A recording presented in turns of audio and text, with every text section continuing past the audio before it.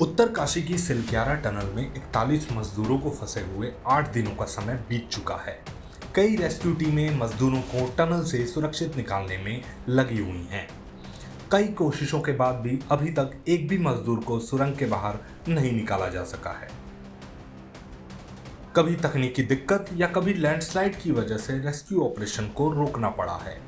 वहीं अब रेस्क्यू के लिए इंदौर से एक बड़ी ड्रिलिंग मशीन उत्तरकाशी मंगाई गई है, जिससे लंबी सुरंग को खोदकर फंसे हुए मजदूरों की जान बचाई जा सकती है। जानकारी के मुताबिक इस तरह की पूरे देश में सिर्फ 2 ही ऑगर मशीन मौजूद है। हालांकि इन मशीनों को जल्दी विदेश भेजा जाना था, लेकिन उत्तरकाशी टनल हादसे की वजह से इसे वहां भेजा गया है।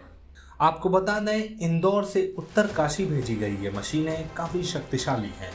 ये मशीन करीब 1.5 मीटर के पाइप को गोल घूमते हुए एक बार में 100 मीटर तक की सुरंग बना देती है। इस मशीन के जरिए एक छोर से दूसरे छोर तक पाइप डाली जाएगी, जिसके जरिए मजदूरों को बाहर निकाला जा सके।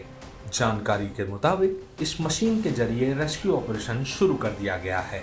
गौरतलब है कि जिस सुरंग में मजदूर फंसे हुए हैं वो उत्तरकाशी जिले में सिलक्यारा और डाडल गांव को जोड़ने के लिए बनाई जा रही थी।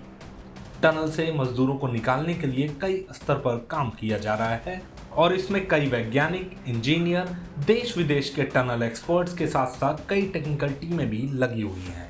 वहीं इस रेस्क्यू ऑपरेशन की उत्तराखंड के सीएम पुष्कर धामी भी लगातार अपडेट ले रहे हैं। सीएम धामी ने इस रेस्क्यू ऑपरेशन को लेकर कहा है कि सभी प्रकार के विकल्पों पर काम हो रहा है। सभी विशेषज्ञों की टीम यहां काम कर रही है। मजदूरों को बाहर निकालना हमारी प्राथमिकता है।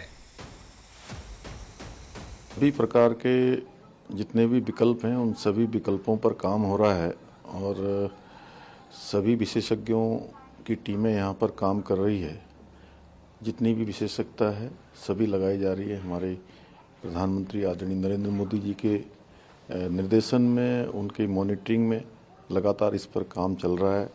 श्रमिक भाइयों का जीवन बचाना हमारी पहली प्राथमिकता है। उनको बाहर निकालना, उस काम के लिए राज्य सरकार हर संभव जितनी भी एजेंसियां हैं उन एजेंसियों को संपूर्ण मदद देने के लिए तैयार है। संपूर्ण मदद दी जा रही है।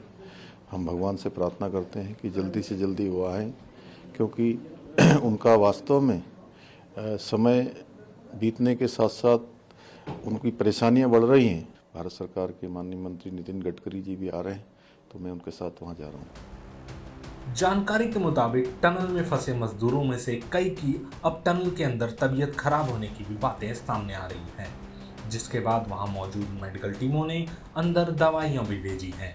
बताया जा रहा है कि कई मजदूर जिस दिन से टनल में फंसे हैं उस दिन से उन्हें ठीक तरह से नींद नहीं आ रही है। इसके अलावा ठीक ढंग से न खाने की वजह से कई तरह की दिक्कतें भी हो रही हैं।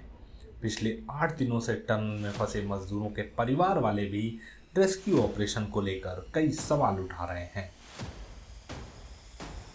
टाइम्स नाउ भारत डिजिटल की रिपोर्ट।